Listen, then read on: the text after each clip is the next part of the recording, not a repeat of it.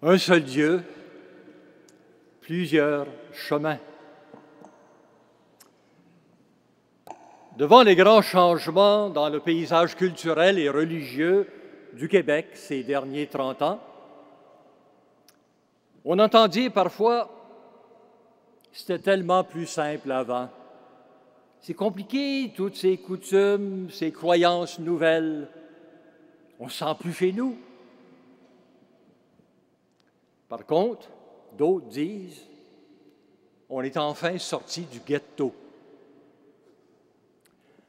Alors une question importante se pose pour nous. Comment évoluer vers plus d'ouverture tout en demeurant nous-mêmes? Si vous voulez, on va commencer par regarder comment les choses se passent du côté de Dieu. Nous croyons en un Dieu unique, source de tout. Un Dieu qui a décidé un jour de créer la vie et le monde. Et pour nous exprimer sa beauté, sa vitalité, il a déployé l'univers. Une création extrêmement diversifiée qui se continue encore. Regardez, juste les oiseaux. Il y en a, il paraît, plus de 6000 espèces dans le monde, et de toute beauté. Quant aux humains, ils ont évolué en diverses cultures et sensibilités à travers les âges et les continents. D'ailleurs, juste à nous regarder ici, les uns à côté des autres, on voit bien qu'on n'a pas tous la même binette. On est diversifiés. Alors on voit que lorsque Dieu unique pense beauté et unité, il pense en même temps diversité. D'ailleurs, la vieille sagesse de l'Orient et la science la plus récente nous affirment que nous sommes tous reliés les uns aux autres. Nous sommes tous un dans nos différences. Pour Dieu, donc, diversité et unité vont ensemble. Pour nous autres, les humains, c'est un peu plus compliqué. C'est même une autre paire de manches. Quand nous pensons diversité, nous autres, nous pensons souvent chicane, conflit, racisme, guerre. C'est ainsi que même les grandes religions, avec leurs gestes rituels différents, bouddhisme, musulmans, chrétiens, souvent ça a dégénéré plus en compétition et en oppression les uns des autres. On le voit chaque jour dans les nouvelles, à ce qui se passe en Syrie ou à d'autres coins d'Afrique, mais on l'a vu même chez nous, dans notre histoire d'intolérance, entre autres, vis-à-vis des témoins de Jéhovah. Je me souviens que quelques semaines après les événements tragiques du 11 septembre 2001 à New York, je passais à Montréal et près de l'université McGill, sur un mur gris, quelqu'un avait pris une bonbonne de peinture noire à aérosol et avait écrit en grosses lettres « Religion kills ». La religion, ça crée de la mort. Et quand ça arrive comme ça, que les religions en arrivent à exercer de la domination et de la violence, ça provoque un mouvement de résistance à toute ingérence religieuse. Les gens ne veulent plus que la religion règle la vie publique. Certains s'y opposent farouchement en voulant faire disparaître de la vie publique toute expression de foi, sauf évidemment leur affirmation à eux qui dit qu'il n'y a pas de Dieu, qui est une croyance, donc une religion, ça aussi. Et par ailleurs, il y en a d'autres, simplement, ils organisent leur vie sans plus de référence à Dieu. Est-ce que vous reconnaissez un peu ce qui se passe actuellement au Québec?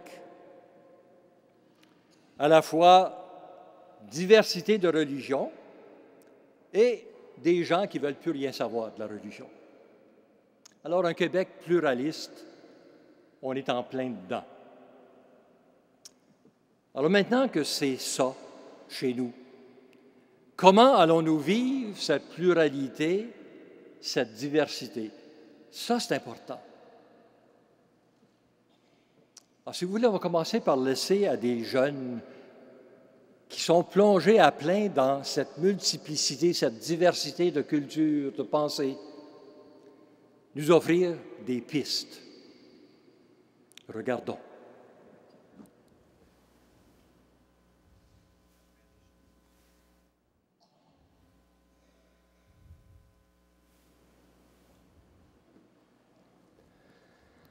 Depuis des millénaires, les humains ne partagent pas le même avis sur Dieu et sur les religions.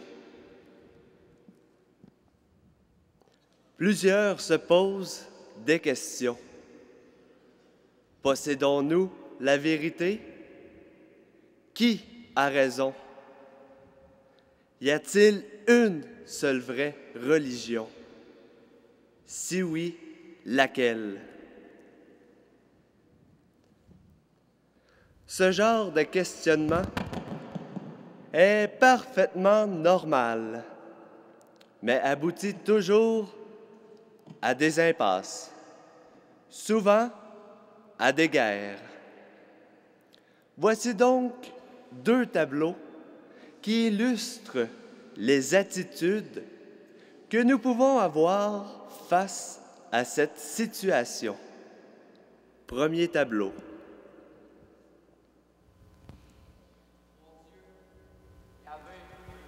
Est meilleur que le vôtre.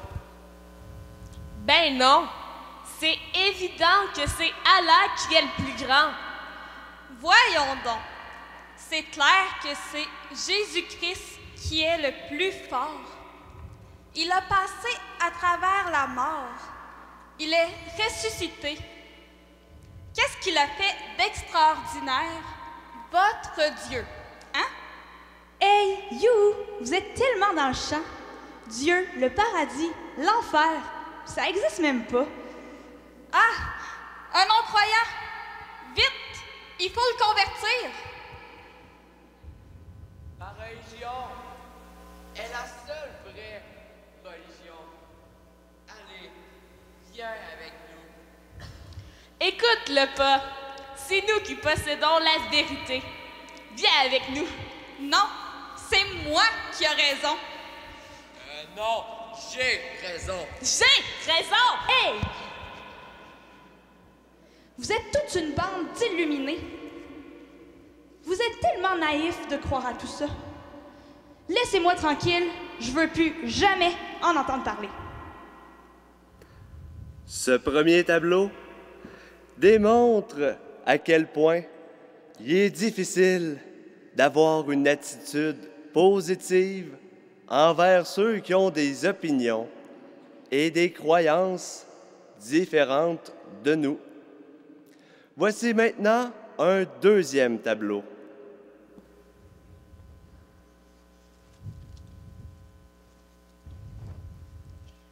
Nous, les Juifs, nous savons que c'est la fidélité aux 10 commandements qui garantit le bonheur dans le monde.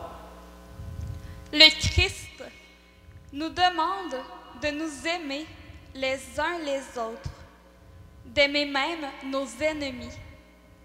Notre foi musulmane nous fait proclamer qu'Allah est le plus grand et que nous lui sommes tous soumis. Moi, agnostique, La seule religion à laquelle j'adhère est celle de l'écologie et du respect de l'environnement. Les prophètes d'autrefois nous ont appris la non-violence pour résister au mal. Les 99 noms de Dieu nous enseignent qu'il est clément et miséricordieux. Ce sont nos œuvres de miséricorde et de bonté qui font voir aux autres notre foi en un Dieu d'amour. Sans cela, notre foi est morte. L'important, c'est la conscience de chacun qui fait de nous de bons citoyens du monde. Nous avons tellement de choses en commun. Oui, nous voulons tous un monde meilleur, pleinement humain. Qu'est-ce qui nous manque alors pour travailler ensemble? Oui, qui nous aidera à vivre l'unité dans nos différences?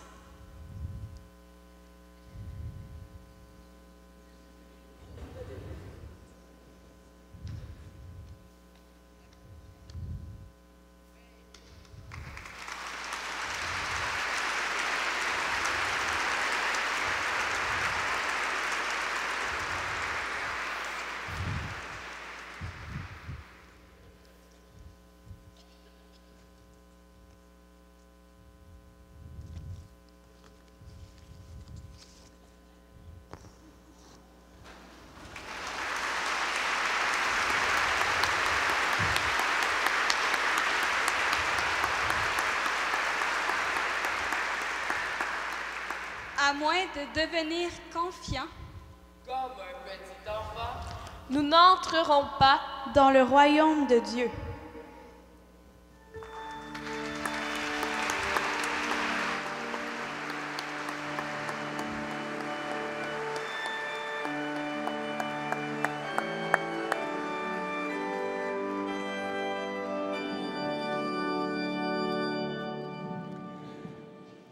Et il s'appelle Félix.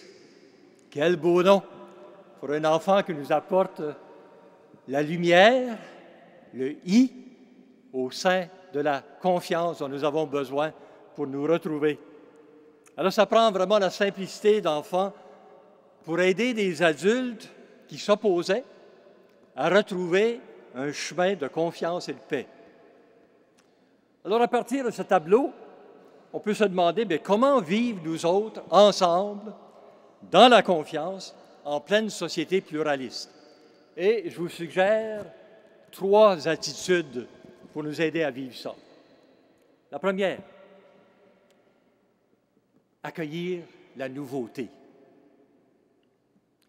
Vous savez, plusieurs d'entre nous, on a vécu notre enfance peut-être à la campagne ou dans un petit village.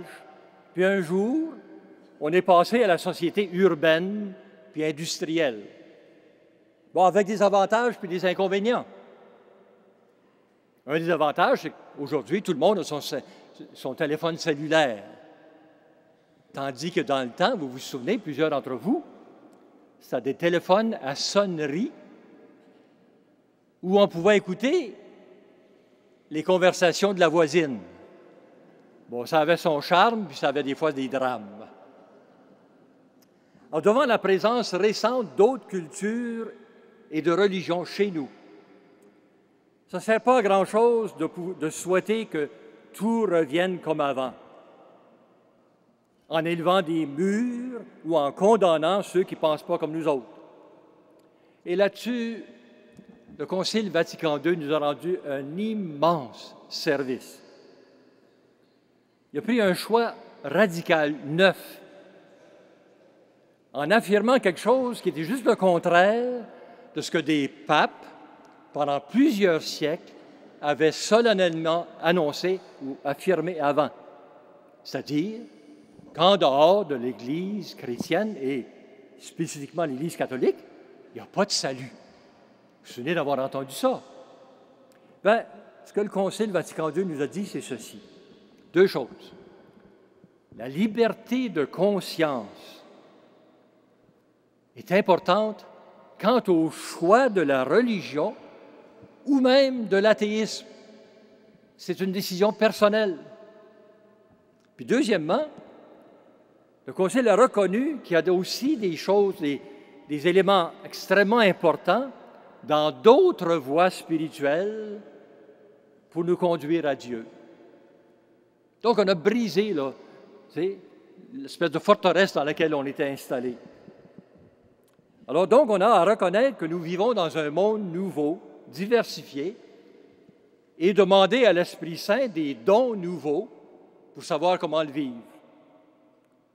Le pape Paul VI, à la fin du Concile, justement, a dit ceci: le nom nouveau de la charité, c'est le dialogue.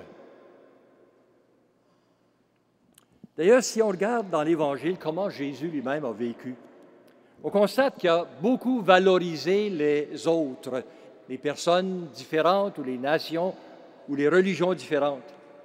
Vous vous souvenez, quand il cherchait des modèles de compassion et de gratitude, il a pris 2 Samaritains. La Cananéenne qui est venue pour faire guérir sa fille, et il lui a dit à la fin: « Oh, ta foi est extraordinaire. » Un centurion romain dont il a guéri le serviteur. Où Jésus, il n'y a pas de frontières. Et lui-même a vécu dans une ville, Capharnaüm, qui était un ramassis de cultures et de religions différentes, plutôt que de s'installer à Jérusalem, qui était la forteresse du judaïsme. Et le comble, c'est qu'il s'est identifié lui-même aux étrangers. J'étais étranger et vous m'avez accueilli. Maintenant, attention. Respecter les autres traditions religieuses, ça ne veut pas dire pour autant de tomber dans la naïveté et nous laisser imposer des comportements contraires à nos valeurs, spécialement en ce qui a trait au respect de la femme et à la démocratie. Nous devons refuser énergiquement toute forme de violence et d'oppression telle qu'elle se pratique, entre autres, par les extrémistes islamistes qui veulent dominer le monde entier en imposant leurs lois et en massacrant les chrétiens. Ce n'est pas acceptable, ça. Pas plus que l'était quand c'est nous, les catholiques, qui imposaient notre manière de voir, y compris par des massacres, vis-à-vis des musulmans ou d'autres chrétiens. Il y a une femme musulmane dans notre région, ici à Trois-Rivières, Mme Benhabib, qui a dénoncé les excès de pouvoir auxquels se livrent les dirigeants de l'islam, même sur leur propre peuple.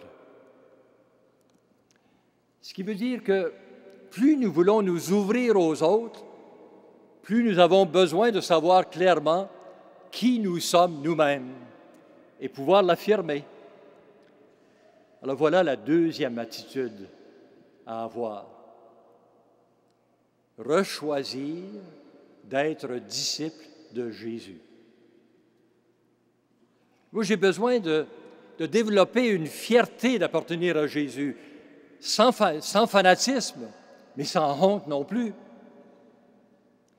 C'est que vous voyez, si je ne sais pas clairement qui je suis, je ne saurais pas me situer devant l'autre.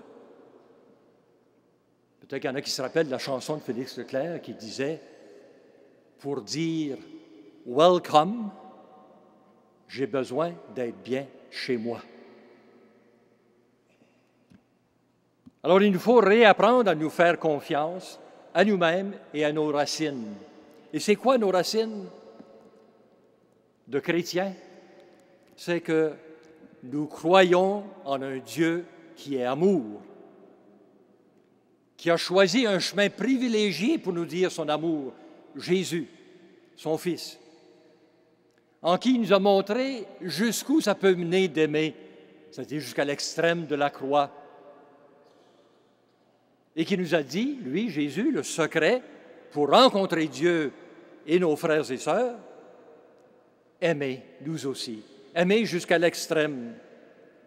Aimer souvent et parfois nos ennemis plutôt que de les haïr. Voici à ce sujet ce que saint Paul, le grand expert de la présentation de la foi chrétienne aux autres religions, aux païens de son temps, écrivait à sa communauté d'Éphèse. C'était des païens d'hier qui venaient juste de se convertir et devenir disciples de Jésus. Et voici ce qui est écrit. Écoutez ça. « Aujourd'hui, vous êtes dans le Christ. Vous, des païens qui étiez loin, vous êtes devenus proches grâce au sang versé par Jésus. En mourant sur la croix, Jésus a détruit le mur qui nous séparait, la haine. Il a créé la paix entre nous et des deux peuples, juifs et païens. Il a fait un seul être nouveau. En donnant sa vie par amour, Jésus a tué la haine. Et par lui, nous venons les uns comme les autres au même Père, dans un même esprit.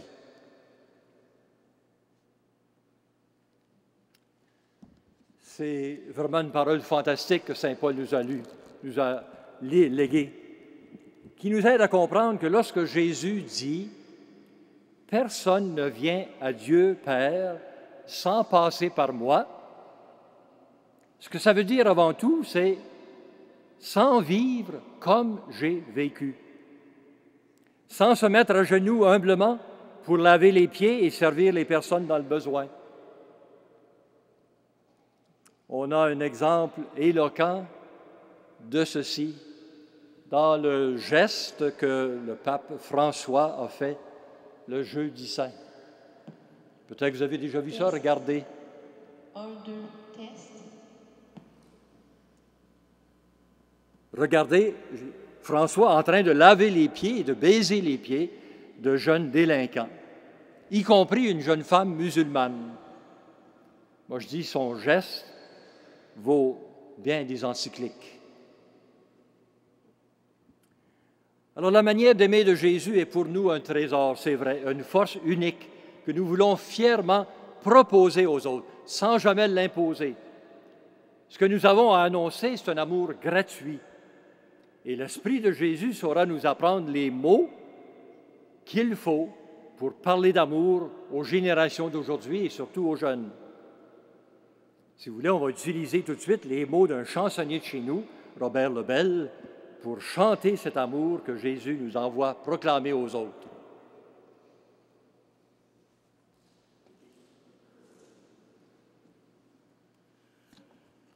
Au numéro 7 de votre recueil, on se lève debout.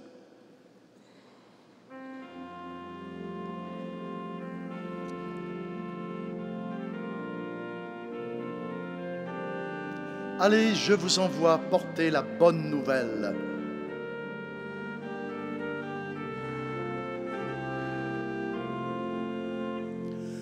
Allez, je vous envoie porter la bonne nouvelle. Allez, je vous envoie par toute la terre. Je vous envoie au beau milieu d'un monde où Dieu pourtant m'a déjà envoyé. Mais désormais, c'est par vous qu'ils rencontrent leur cœur blessé qu'ils cherchent à visiter. Allez, je vous envoie porter la bonne nouvelle. Allez, je vous envoie par toute la terre.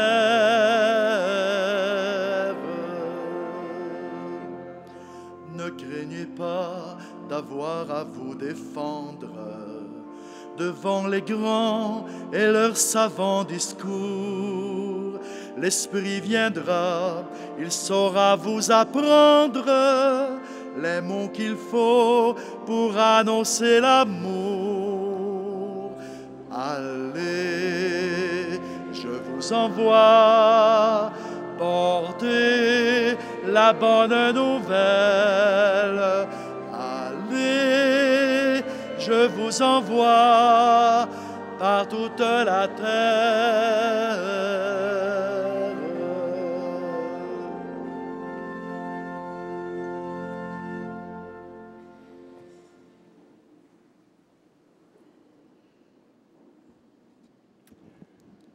Alors, une fois qu'on a reconnu que nous sommes dans une société pluraliste, qu'on l'a accueilli et que nous avons rechoisi notre lien personnel avec Jésus, c'est important ça, nous pouvons alors développer la troisième attitude. Oser bâtir ensemble. Faire des choses qui nous rapprochent. Et je commence par raconter ce qui m'est arrivé à moi quand j'avais 5 ans.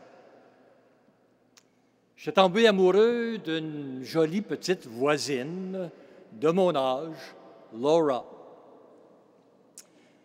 Alors un jour, j'ai entendu ma mère dire à papa, « Eh donc, fine la petite Laura. » Alors vous devinez que mes yeux sont devenus tout pétillants. Mais à ce moment-là, le visage de ma mère s'est comme assombri. Puis elle a ajouté, mais cette valeur, elle est protestante. Comme je ne savais pas trop ce que ça voulait dire, protestante, que je croyais que c'est une maladie grave, qu'elle pourrait mourir de ça, alors je n'ai pas osé demander ce que ça voulait dire. On a fait un bon bout de chemin dans l'ouverture aux autres religions depuis les années 40. En fait, ce qui aide le plus, c'est de faire la connaissance d'une personne qui vit l'autre réalité. Actuellement, c'est l'expérience d'un couple que je connais à Québec, qui sont tous les deux membres du mouvement charismatique, très convaincus, puis qui ont découvert, à travers l'épouse de leur fille, de leur fils, qui est de religion musulmane, ils ont découvert la beauté de cette religion quand elle est vécue dans le respect mutuel et l'amitié. Pour qu'il y ait une véritable rencontre entre des personnes différentes, il faut que chacun s'habille le cœur avec des habits de rencontre et non pas revêtir une armure de combat, comme on l'a fait autrefois dans les croisades ou comme ça se passe encore dans beaucoup de régions du monde actuellement. Alors, c'est quoi des habits de rencontre? C'est d'abord prendre le temps de connaître notre histoire de foi à chacun, en commençant par la mienne, connaître cette histoire. Mettre de côté les préjugés faciles, les blagues racistes, les accusations souvent non fondées qui circulent sur l'Internet. Valoriser ce qu'on a en commun. Vous avez vu ça tantôt, quand ils ont commencé à reconnaître ce qu'il y avait en commun. Prendre le risque de devenir meilleurs, tous les deux, si on vit profondément chacun sa foi. Alors, plutôt que des batailles sur des questions de culte et de croyance, c'est d'abord la pratique de l'Évangile qui nous rapprochera le plus. On vous reconnaîtra comme mes disciples à la manière de vous aimer les uns les autres. C'est pour moi qui le dis, là. Et moi, je nous invite à laisser les petits-enfants qui spontanément vont les uns vers les autres, sans barrière de couleur de peau ou d'allégeance religieuse.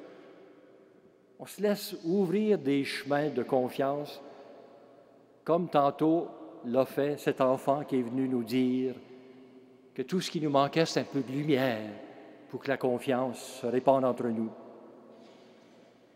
Dans notre foi adulte, osons retrouver notre cœur d'enfant. Alors, où est-ce qu'on peut se pratiquer comme ça à bâtir ensemble un monde nouveau? Bien, ça peut être autour de projets pour la paix et la justice. Parfois, c'est une pétition ou une marche qu'on fait pour le respect des femmes ou des personnes âgées, pour des conditions de travail justes, pour un logement social adéquat, ou pour la protection de la planète. Parfois, j'ai rencontré, moi, des gens complètement d'une autre réflexion, d'une autre pensée, d'une autre religion, et on se sentait tellement proches parce qu'on voulait la même chose ensemble. D'autres fois, ça peut être en partageant des expériences spirituelles communes. Un temps de vraie prière silencieuse au début d'une réunion. Parfois, on prie plus dans le silence que dans une formule. Ou la célébration de la lumière, comme on l'a fait ici dans un parc à Trois-Rivières, et ici même dans nos jardins, en lien avec les victimes du lac Mégantic. Célébration de la lumière. Parfois, c'est la vie qui se charge de nous fournir une occasion. Je me souviens lorsque M. Roméo Leblanc a été nommé gouverneur général du Canada. Il venait du Nouveau-Brunswick. Il avait raconté que lui, il venait d'un petit village francophone, catholique. Mais de chaque côté, il y avait des petits villages anglophones, protestants. Puis il dit, on ne se parlait pas. Sauf quand la grange d'un des fermiers de n'importe quel village passait au feu. À ce moment-là, on se ramassait tous pour l'aider. Et moi, je dis, rendons grâce à Dieu pour les feux qui détruisent une grange, mais qui rapprochent des gens.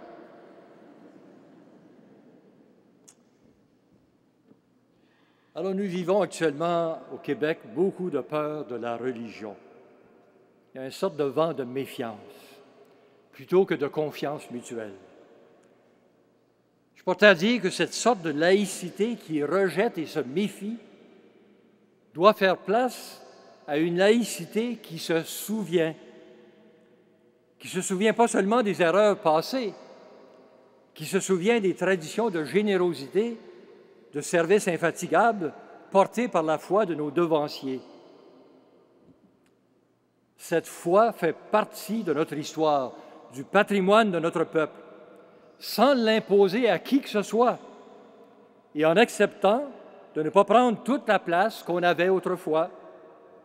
Soyons fiers de témoigner de notre parti pris pour l'amour, la justice, la non-violence, tel que Jésus nous l'a enseigné par sa vie, sa mort et la victoire de sa résurrection. Et je conclus avec cette question.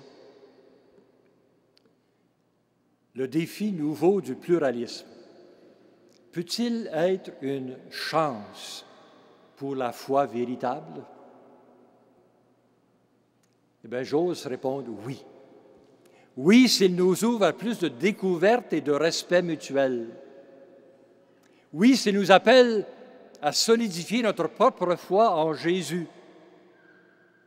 Oui, s'il est l'occasion d'entraide et d'amour véritable au-delà de toute frontière, là où on bâtit ensemble un monde autre.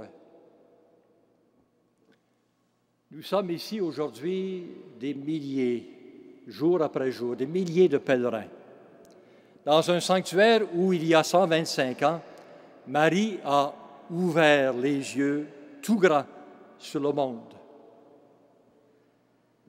Alors, je vous invite à écouter bien le chant qu'on va reprendre, puis qui nous dit, il est temps, nous aussi, d'ouvrir nos yeux et notre cœur et de crier très fort, l'amour, ça existe, nous l'avons rencontré.